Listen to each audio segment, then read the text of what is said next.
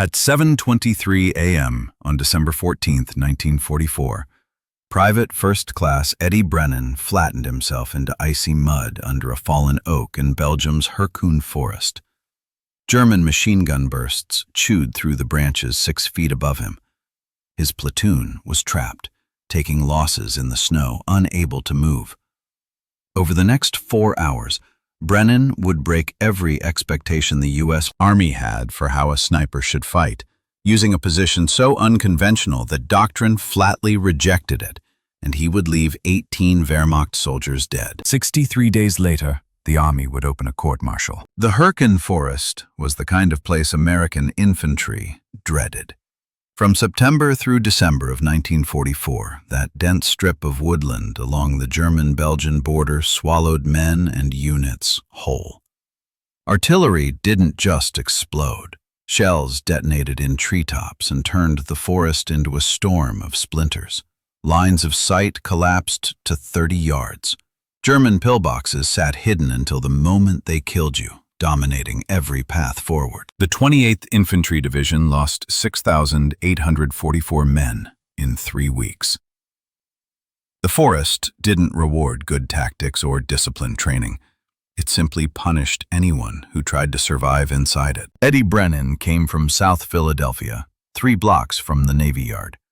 His father made a living on the docks, loading cargo ships bound for Europe. Eddie grew up between row houses and tight streets, learning early how fights work in narrow places, how backing off could cost you teeth, pride, or worse. He quit school at 16 and went to Hog Island, riveting Liberty ship hulls 12 hours at a time. The job was miserable, but it drilled something into him. Patience. Waiting for the rivet gun to warm up, waiting for the foreman to glance away, waiting until the moment was right. Before the war, every November, Eddie hunted deer in the Pine Barrens. It wasn't recreation, it was food. His family needed what he brought home. He learned how to slip through brush without announcing himself, how to hold still until his muscles begged him to move, how to take a shot other hunters would never dare. His uncle taught him to read the ground like a map, to think the way prey thinks, and to understand that a deer isn't frightened by you as a person. It fears what you bring: motion, sound, and the stink of cigarettes and cheap whiskey. Eddie was drafted in March of 1943. Fort Benning trained him into a standard rifleman. He earned expert with the M1 Garand, but the Army didn't slot him as a sniper. Snipers weren't the shortage. Bodies for the line were. So he shipped to Europe as a replacement and landed with Company B, 110th Infantry Regiment, 28th Division. He reached the front in October 1944, just in time for the Hürtgen. The forest killed in ways Eddie couldn't have pictured. Tree-burst artillery rained down wooden spears that sliced through men who thought a foxhole meant safety. German snipers hid so well that entire platoons walked within 10 feet of them without noticing. Then someone dropped, and nobody could even point to where the shot came from. American sniper doctrine was simple and confident. Get higher. Use elevation. Maximize what you can see. Find clear lanes. Take the high ground. Use trees as platforms. Keep long lines of sight. Eddie watched soldiers die obeying those rules. On November 8th, Private Vincent Hayes climbed a pine to set an observation post. At 9:47 a.m., a German bullet punched through Hayes's chest. He fell 20 feet and died in the snow, blood spreading around him while the platoon scrambled for cover. They never located the shooter. On November 19th, Corporal Samuel Briggs took a ridgeline position overlooking a crossroads, 400 yards of perfect visibility. Within 90 minutes, a German countersniper had him identified and mortars started walking in. Shrapnel ripped Briggs in the throat. He choked to death on his own blood before a medic could reach him. On November 27th, Sergeant Thomas Uhr set up in a wrecked farmhouse. 2nd floor, west window. Exactly what the books recommended. He dropped 3 Germans. Then a Panzerfaust team erased the building. They recovered Uhr's rifle from the rubble. They didn't recover enough of Uhr to bury. Eddie had known Hayes. In early November, during a barrage, they'd shared a foxhole, two bodies jammed together in frozen mud while the world cracked apart above them. Hayes was an Indiana kid who couldn't stop talking about his fiancée back home. Eddie didn't say much, but he listened.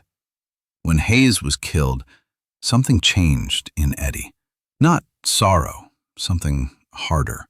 Something that measured instead of mourned. Because Eddie's conclusion wasn't that the men were failing. The system was. American training preached what instructors called dominant positioning. Height, distance, sight lines. On a range, it sounded perfect. In the Hürtgen, it was a death sentence. German snipers had been fighting in forests since 1941, from the birch woods outside Leningrad to the pine stretches of Poland. They'd learned a lesson the Americans hadn't absorbed yet. In thick woodland, being higher doesn't make you powerful. It makes you obvious. Eddie understood that without needing a lecture. He'd spent 8 years stalking deer, and deer don't scan the treetops for danger. They watch the world straight ahead. Threats come horizontal, movement at eye level. A man perched in a tree becomes a shape against the sky, even through branches. A man on the ground can disappear into shadow. But the manual didn't care about deer. It said it plainly. Field Manual 2310, Sniper Training and Employment, published in 1943. Snipers should seek elevated positions that let them observe as much of the battlefield as possible. The Army didn't teach ground-level fighting for snipers. It taught climbing. On December 2nd, Eddie saw the cost again. Staff Sergeant William Peterson, 5 years older, a hunter from Montana, a man who should have known the forest better than anyone, placed himself 20 feet up an oak, trying to watch German movement near a contested road junction. Eddie was 50 yards away, flat behind a fallen log, watching Peterson work. The shot struck Peterson in the left eye. No warning, no sound, just the instant collapse. He released his rifle as he fell, clipping branches on the way down. The Springfield clattered against wood like breaking glass. Peterson hit the ground in a heap, one leg twisted at an angle the body isn't meant to hold. The German sniper didn't fire again. There was no need. Eddie stayed motionless for 3 hours, eyes locked on the tree line, trying to catch a flicker, anything. He saw nothing. He heard nothing. The shooter had fired from ground level, buried somewhere in the undergrowth 200 yards away. Total concealment. No silhouette, no obvious position. That's when Eddie understood. The German wasn't hiding inside the forest.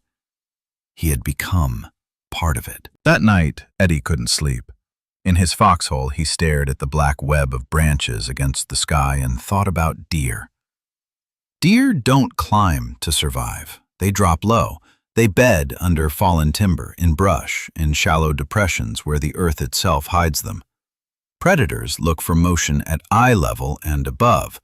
They don't expect danger from below. What if a man could do that too? The next morning, Eddie went to Captain Whitmore, 31 years old, an Ohio high school teacher before the war, now responsible for keeping 200 men alive in a forest built to kill them. Whitmore didn't have time for lectures. "Sir," Eddie said, "our snipers are getting killed because they're too high." Whitmore stared at him. "Elevation gives you visibility, Brennan. That's doctrine." "Doctrine doesn't fit this terrain," Eddie insisted. "The Germans are shooting from the forest floor. We keep climbing, and we keep dying." "You want to fight from ground level?" Whitmore shot back. "You'll see nothing." "I'll be hidden," Eddie said. "That matters more." Whitmore shook his head. "The manual exists for a reason." "It was written for open ground," Eddie cut in. "This isn't open. Visibility is 30 yards. Artillery bursts in the trees. Height doesn't help here. Height gets you killed." Whitmore looked him over. "You're a rifleman, Brennan, not a sniper." Hayes had been a rifleman too. Briggs had been a corporal. Uhr had been a sergeant. Eddie kept his voice low when he said it, but he didn't soften it. "They're dead. I'm asking permission to try something different." "And if you die doing it?" Whitmore asked. "Then you lose one rifleman," Eddie answered, "instead of another sniper." Whitmore went quiet for a long beat. Then he said, I didn't authorize this conversation. Understood? Eddie nodded. Understood. Don't get caught, Whitmore added. and don't miss. That night, Eddie started setting the plan. He wasn't going to build a fancy hide or carve out a nest in a tree. He wanted to vanish into the forest floor. He needed a fallen giant, something with a torn root structure that left a natural pocket beneath it. The Hürtgen was full of them. Shelling and wind had dropped oaks and pines everywhere, half buried in mud and snow, slowly rotting into the earth. On December 12th, during a patrol, Eddie found the right one. An oak about 60 feet long, thrown down by artillery. Its root ball had ripped a depression 15 feet across. The trunk lay at an angle, leaving a narrow gap underneath, maybe 14 inches of clearance. Snow drifted against the log, adding another layer of cover. From 30 feet away, it looked like any other fallen tree. From 3 feet away, it still looked like any other fallen tree. Eddie slid under it. The space was miserable, just enough room to worm forward on his elbows, dragging his rifle beside him. The ground was frozen mud, firm enough that he wouldn't leave obvious marks. The root mass behind him made a natural backstop, preventing any outline from showing. Above him was 3 feet of solid oak, thick enough to stop machine gun fire. He positioned himself facing north, toward the German side. Through the seam where trunk met earth, he had a flat, horizontal view along the forest floor. The opening gave him only a few inches of vertical angle, but it ran out for 200 yards. He could study the bases of trees, brush lines, little rises and dips, the shallow logic of the ground. He couldn't see the sky. He couldn't see anything above 4 feet high. Perfect. Eddie stayed under that log for 3 hours without shifting. A deer threaded through the snow 90 yards out. 2 German soldiers walked past close enough that he could hear their voices. Neither of them ever looked down. Why would they? Men expected threats at their own height, from tree lines, ridges, windows, branches. Nobody imagined danger might be lying in the mud beneath a fallen trunk. After dark, Eddie crawled back to the American side. Frozen dirt coated his uniform. His fingers were numb. But he was certain the position could work. The only question was whether the army would let him survive long enough to prove it. On December 13th, Eddie told Whitmore he had a location. He didn't explain it. Whitmore didn't ask. The captain just gave him a rule. Radio in every 2 hours. Miss a check, and a patrol would come looking. Then Whitmore said it the only way a commander could in that place. If this works, I never approved it. If it fails, I definitely never approved it. Yes, sir, Eddie said. At 4:30 a.m. on December 14th, Eddie moved. Dawn was still an hour and a half away.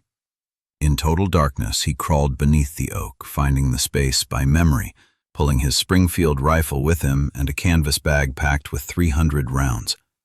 He wore everything the Army had issued for cold weather: wool sweater, field jacket, overcoat. Yet he knew the truth. Down at ground level in December, moisture seeped through fabric, and without movement, heat disappeared fast. 4 hours of stillness could turn into hypothermia if he wasn't careful. He settled in, packed snow into the gaps around his body to erase any outline, and waited. Morning arrived slowly. Gray light bled through the canopy, turning the black forest into layered shades of brown and ash. Eddie kept his breathing shallow and his eyes steady, watching his narrow strip of earth. Somewhere ahead, 200 to 400 yards north, the German line existed, but no one had mapped it precisely. Patrols didn't go far enough for that. At 6:15 a.m., Eddie caught movement. A German soldier, roughly 200 yards out, moved between the trees, in Feldgrau uniform and an M43 cap, a Kar 98K in hand. He walked like a man who didn't believe anyone could be this deep in the woods. Cigarette smoke hung in the cold air. Eddie tracked him through the scope. The German stopped, leaned against a tree, and finished his cigarette. The German finished his cigarette, pushed off the tree, and melted back into the brush. Eddie didn't shoot. It would have been a gift, and gifts were how you missed, how you revealed yourself. He stayed still and let the woods breathe. At 7:23 a.m., the forest tore open with the hard, ripping cadence of an MG-42. Eddie heard it before anything else, somewhere to the east, maybe 200 yards off. A heartbeat later came shouting from the American line, then scattered return fire, short bursts that sounded more desperate than controlled. His platoon was pinned again, almost certainly by the same nest that had chewed them up 3 days earlier. Eddie brought the radio close and whispered, keeping his voice flat. "Contact east, about 200 yards. I'm staying put." Whitmore's reply crackled through the handset. "Understood. Stay invisible unless you've got a clean shot." The machine gun hammering rolled through the trees, echoing off trunks and masking everything else. Footsteps, breathing, the small noises that usually gave men away. Eddie stared through his narrow slice of view and waited for movement to betray itself. Then he saw it. To his left, 3 German soldiers sprinted forward under the MG-42's cover, low, fast, trained. Eddie slid the lead man into his scope. 180 yards, left to right. No wind worth mentioning. His rifle was set for 200. He eased the crosshairs ahead of the runner's chest and squeezed. The Springfield punched back into his shoulder, trapped between his body and the frozen ground. The blast sounded gigantic under the log, like a cannon fired inside a closet. The lead German collapsed immediately, face first into the snow. The other 2 froze and started searching, eyes darting to tree lines, ridges, branches. Not down, not where Eddie was. Eddie cycled the bolt. The empty casing snapped out, pinged off the underside of the oak, and dropped into the mud inches from his cheek. He found the second soldier, crouched behind a tree, weapon up, still hunting for a shooter above him. Eddie fired. The man jolted backward, hands going to his chest as he fell. The third German bolted. Eddie tracked him, fired, and missed. The runner vanished into thicker growth before Eddie could correct. Eddie loaded the next round and went still again. The MG-42 stopped. The sudden quiet spread through the forest like water pouring across a floor, fast and total. Eddie's ears rang from the muzzle blast. His shoulder throbbed. Gunpowder hung in the cramped space under the trunk, sharp enough to taste. Time dragged. Nothing moved. Then, through the undergrowth, he caught them. 4 Germans advancing in a loose line, spaced wide, moving more carefully now. They knew a sniper existed. They just had no idea where. Eddie let them come. The leftmost man was around 140 yards. The rightmost, nearly 200. Eddie chose the closest. 1 shot. The leftmost dropped. Bolt. Another shot.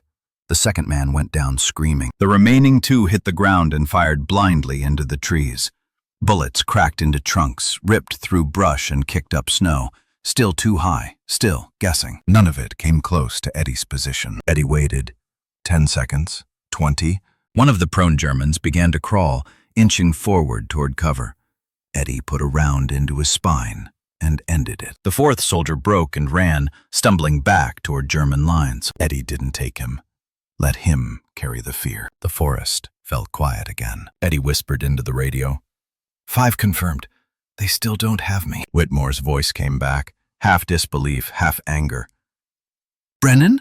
Where the hell are you?" Eddie answered without drama. "On the ground, under a log." Silence.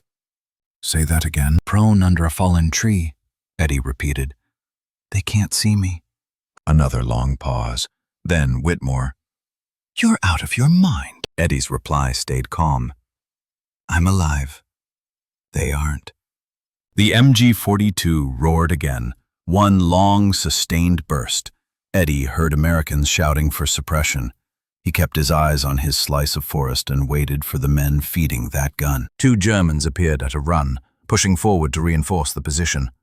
Eddie dropped the first at 170 yards. The second made it another 10 yards before Eddie's shot caught him in the hip and spun him into the snow. 7 confirmed. Eddie worked the bolt.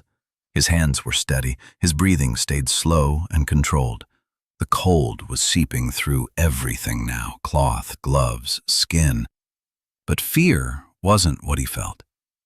He felt the same thing he'd felt on deer hunts. Patience. You didn't rush. You waited for the moment the woods gave you. Movement again, this time to his right. 3 Germans moving in a loose formation toward the American line. Eddie tracked the leader. 210 yards. Long shot, brush in the way.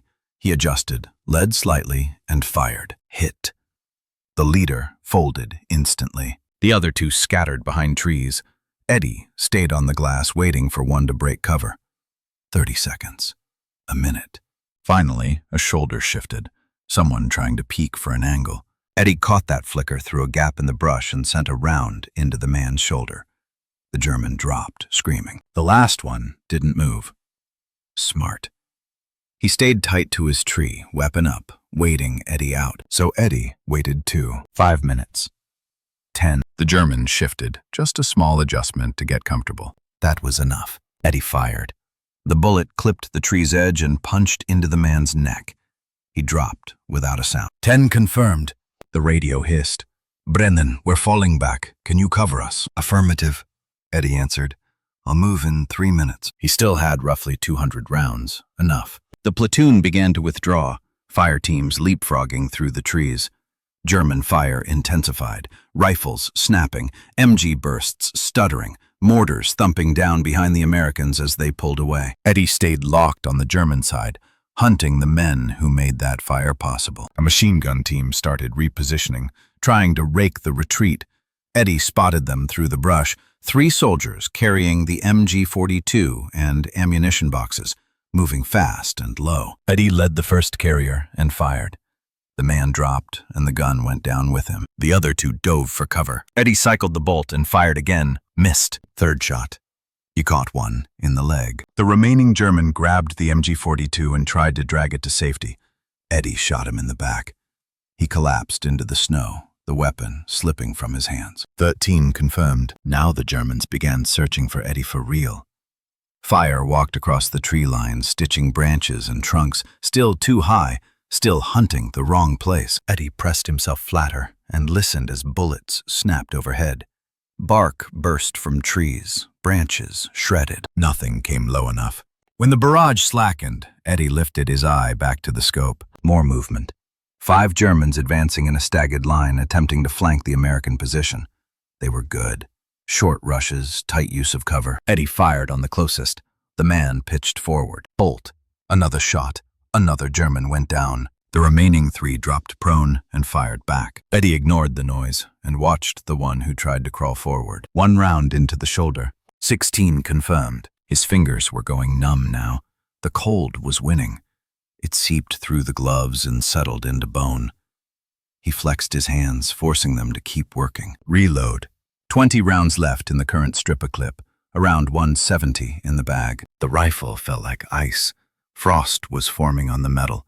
2 Germans from the flanking group were pulling back now, retreating toward their own lines. Eddie tracked them, 240 yards, moving targets. He fired. Miss.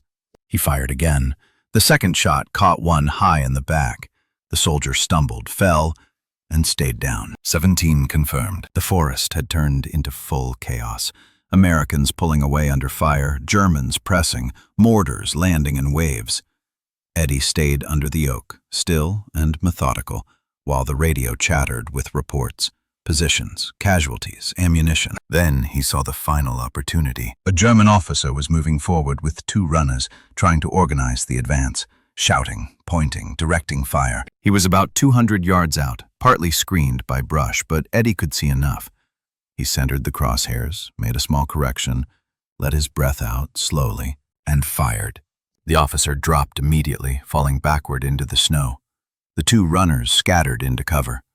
18 confirmed. Eddie stayed motionless, waiting for retaliation that never came. The German push faltered. Their officer was down. The gun teams were suppressed. The flanking element was broken and scattered. Eddie whispered into the radio again. Platoons clear to withdraw. I count 18. Silence. Then Whitmore, careful and quiet. 18. Confirmed. Stay low. Pull out when you can. Eddie began the slow extraction. He couldn't just rise. Standing would silhouette him and undo everything. He had to crawl backward, inch by inch, dragging rifle and gear, staying beneath the line of the log. It took 20 minutes to cover 30 yards. His body screamed with cold, muscles locked, fingers barely worked. But he was alive. At 11:47 a.m., he reached the American line. Men stared as he surfaced from the brush, caked in frozen mud from head to toe, face pale, eyes steady. Whitmore was there. He looked Eddie over like he couldn't quite believe what he was seeing. 18, Whitmore said again. Eddie nodded. From ground level, under a fallen oak. Whitmore exhaled hard. You stayed under a log for 4 hours. Yes, sir. Whitmore just stared, then jerked his chin toward the rear. Get to the aid station. You're hypothermic. He was. Eddie's core temperature had dropped to 94 degrees. The medic stripped the frozen gear off him, wrapped him in blankets, and forced hot coffee into his hands. Eddie shook uncontrollably. Not fear, just cold. Men crowded in, asking the same questions over and over. How did you do it? Where exactly were you? How many did you really get? Eddie didn't answer. He drank and waited for the shaking to slow, but word didn't need Eddie's mouth. It spread anyway. By evening, every rifleman in the company knew Eddie Brennan had killed 18 Germans from a hide so low and so well concealed that nobody had even spotted the firing point. By the next morning, men from other companies were asking about it.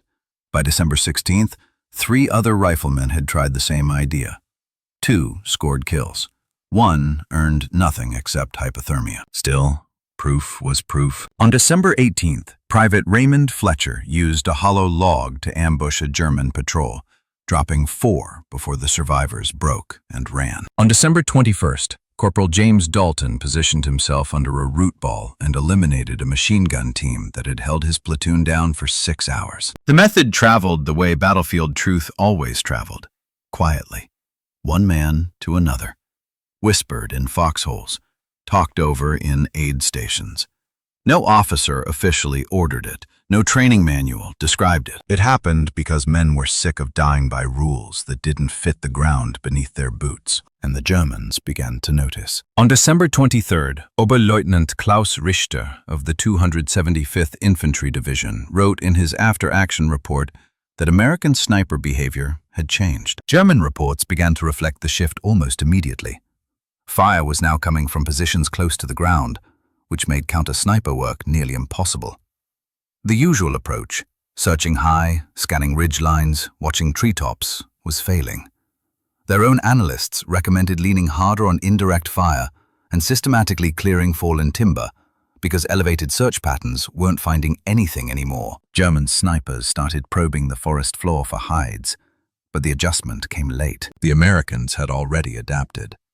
By January 1945, forest floor hides were being used all across the Hürtgen, and the idea was bleeding into other units, other forests, other fronts. German formations reported rising sniper losses in January compared with December, and they struggled to counter a threat they couldn't spot. The problem wasn't that American shooters had become superhuman. It was that they had become invisible. Eddie Brennan, meanwhile, got none of the credit. On February 15, 1945, military police picked him up at battalion headquarters. The charges were framed the way the Army always framed disobedience: unauthorized deviation from sniper procedure, violation of Field Manual 23-10, and behavior judged damaging to discipline. Eddie didn't argue and didn't resist. He'd known, ever since December 14th, that the bill would come due. 4 days later, on February 19th, the court convened at division headquarters in Luxembourg. Eddie stood before 3 officers, a colonel, a major, and a captain. None of them had lived inside the Hürtgen. None of them had watched men die because doctrine didn't fit the terrain. The colonel read the accusations like a template: deliberate disregard of established sniper procedure, reckless endangerment of self and unit, and undermining discipline by encouraging others to violate training standards. When they asked how he pleaded, Eddie didn't try to dodge. Guilty. The colonel blinked, surprised by the simplicity. You admit to all of it? Yes, sir. I broke the manual. I fought from ground level. I explained the method to other soldiers. The major leaned forward, voice sharpened with institutional certainty. Do you understand the doctrine exists to maximize effectiveness while reducing risk? Eddie answered with the only truth he cared about. I understand the doctrine got men killed. He listed names: Hayes, Briggs, Uhr, Peterson, men who died while doing exactly what they'd been taught. The court tried to answer with tradition, doctrine built from years of combat experience. Not forest combat, Eddie cut in. Not the Hürtgen. That manual was built for open ground. This place isn't open. The captain jumped in next, trying another angle. Even if what you did worked, which is disputed, you had no authority. You're a private. You follow orders. Eddie didn't raise his voice. I followed Captain Whitmore's orders. He told me not to get caught and not to miss. I didn't miss. The colonel's jaw tightened. Captain Whitmore denies giving you any such instruction. Eddie nodded once. Yes, sir. He has to. That hung in the room. The three officers exchanged glances. Then the major returned to what they could actually measure. Your kill count on December 14th is listed as 18 confirmed. Is that correct? Yes, sir. From one position? Yes, sir. Using a technique the doctrine specifically prohibits? Yes, sir. Silence again, this time heavier. Finally, the colonel ended it. You will be held pending sentencing. Court adjourned. Eddie spent 3 days in the division stockade. On February 22nd, Captain Whitmore came to see him. The captain stood outside the bars with his hands in his pockets, face tight and unreadable. They're going to bust you down to private, Whitmore said. Probably give you 30 days. Eddie didn't argue. Could be worse. Could be better, too, Whitmore replied, and then said what Eddie already knew. If you'd kept quiet. Eddie shook his head. I couldn't. Whitmore waited a moment, then let the truth through. Fletcher got 6 yesterday. Dalton got 3 more. Your method works. Everyone knows it. Eddie looked at him. But it isn't in the manual. Not yet, Whitmore said. Maybe after the war. Eddie gave a small shrug like it didn't matter. Whitmore studied him. You really don't care what happens to you, do you? Eddie's answer wasn't about pride or heroism. I care about Hayes, about Briggs and Uhr and Peterson. I care that they died following rules that didn't match this ground.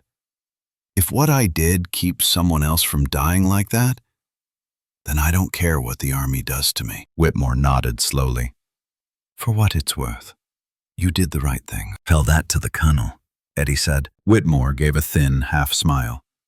I did. Didn't change anything. On February 24th, the sentence came down. Reduction in rank to private, 30 days confinement, and forfeiture of 1 month's pay. The colonel read it without emotion. The court acknowledged that Brennan's actions had produced enemy casualties and may have protected American lives. But discipline, they argued, collapses if soldiers decide doctrine is optional. The punishment was meant as a warning. Eddie served the 30 days. March 1945 passed in the stockade. Bad food, thin mattress, and the war moving east without him. He didn't care. The dead were still dead. But Fletcher was alive. Dalton was alive. And somewhere deeper in Germany's forests, American riflemen were using ground-level hides, hard to find, hard to hit, and brutally effective. That was enough. He was released on March 26th and reassigned to a replacement depot. He never saw combat again. Germany surrendered on May 8th. Eddie processed through demobilization in July and shipped home in August. On August 23rd, 1945, he stepped back into South Philadelphia, wearing his uniform one last time, duffel bag in hand, and nothing else. His father met him at the station. They didn't hug. They shook hands. You all right? His father asked. Yeah, Eddie said. I'm all right. They walked home through the same streets Eddie had grown up in. Row houses, corner stores, the vacant lots where he'd learned to fight. Nothing looked different. Everything felt different. Eddie went back to work at the Navy Yard. The war was over, but ships still needed building. For 3 more years, he riveted hulls, saved money, and in 1948 opened a small garage a few blocks from where he'd grown up. Brennan's Auto Repair. He changed oil, rebuilt transmissions, kept engines running, and said almost nothing about the war. Sometimes people asked, neighbors who'd heard rumors, customers who noticed discharge papers framed on the wall. Eddie would shrug it off. Infantry. Did my job. Came home. He never mentioned the Hürtgen, never mentioned 18 confirmed kills, never mentioned a courtroom in Luxembourg. In 1952, he married Dorothy, who worked at a 5 and Dime on Market Street. They had 2 kids, moved out to the suburbs, lived quietly. Eddie coached Little League, fixed kids' bikes for free, showed up at church every Sunday. Quiet man. Good man. People said that about him. Then, in 1957, the Army published an updated edition of Field Manual 23-10. In the section on woodland employment, a new subsection appeared, using ground-level concealment in dense forest terrain. It described fallen logs, root balls, and natural depressions as practical sniper hides when elevated positions were unsafe. It referenced effectiveness studies from the Hürtgen campaign and recommended the technique. Eddie Brennan's name wasn't anywhere in it. On Veterans Day in 1973, Eddie attended a ceremony in Philadelphia. He stood in the crowd in a suit, hands in his pockets, while politicians spoke about sacrifice and service. Afterward, an older man in an infantry cap approached him. "You Eddie Brennan?" "Yeah," Eddie answered. The man nodded. "James Dalton, Company C, 110th. We used your ground hide trick in the Hürtgen." Eddie gave a small nod. "I remember the name." Dalton took a breath like he'd rehearsed it. "I wanted to thank you. You saved my life, probably saved a lot of lives." Eddie looked uncomfortable, as if praise was a language he didn't speak. "I just did what needed doing." "You got court-martialed for it," Dalton said. "That's more than needed doing. That's courage." Eddie shook his head. Courage was Hayes climbing that tree knowing it might get him killed. "I just found a better way." Dalton smiled. "That's what courage looks like sometimes. Not the dramatic stuff, the quiet decision to stop following a rule that's wrong." They shook hands. Eddie never saw him again. He died on March 8th, 1989, at 67. Sudden heart attack while he was working under a customer's Chevy. His obituary in the Philadelphia Inquirer was short, 4 paragraphs. It mentioned his garage, his family, and his service in World War II. It said he'd received the Bronze Star. It didn't explain why. No Hürtgen Forest, no 18 dead Germans, no court-martial, no technique that reshaped how men fought in woods. His funeral was well attended. Neighbors, customers, family. A local VFW color guard fired a salute, folded the flag, and placed it in Dorothy's hands. Eddie was buried in a veteran cemetery outside Philadelphia, one white marker among thousands. Years later, in 1994, a military historian named Dr. Margaret Holloway dug into sniper tactics in the European theater. She noticed references in German after-action documents to Americans firing from ground-level hides in the Hürtgen. She cross-checked U.S. paperwork, found Captain Whitmore's December 1944 reports, and traced the 18 confirmed notation back to Eddie Brennan. From there, she located the court-martial transcript. In 1996, she published an article in the Journal of Military History about the incident, an analysis of an individual soldier's tactical innovation and how it spread through infantry units. She argued that Brennan's unauthorized change had saved an estimated 40 to 70 American lives during the winter fighting of 1944 to 45. Almost nobody read it outside academic circles, but the technique kept traveling anyway. By the early 2000s, Special Operations sniper training incorporated forest floor concealment as a standard skill. Fallen timber, root balls, ground depressions, taught as doctrine, credited vaguely to field innovations from World War II without naming anyone. Eddie Brennan's name appeared in none of those modern manuals. If you visit his grave today, you'll see a plain white stone. It lists his name, his rank as private, not private first class, his service dates, and the date he died. No bronze star, no mention of the Hürtgen. Nothing except the bare record that he existed. But in forests around the world, snipers still do what Eddie did under that fallen oak on December 14th, 1944. They settle low into the undergrowth, vanish into the ground, and wait with the same patience Eddie learned while hunting deer in the Pine Barrens. They don't know his name. They don't know his story. They only know the method works. That's how innovation usually happens in war. Not from committees or studies or polished doctrine. It comes from enlisted men watching friends die and deciding the book is wrong. Men willing to break the rules because something matters more than regulations. Hayes mattered. Briggs mattered. Uhr and Peterson mattered. And Eddie Brennan, alone in frozen mud, found a way to keep others from dying the same way. The Army gave him 30 days in the stockade for it. History gave him almost nothing. If this story stayed with you, please hit like. Subscribe for more hidden chapters of World War II, and leave a comment telling us where you're watching from. Thanks for helping keep these stories alive.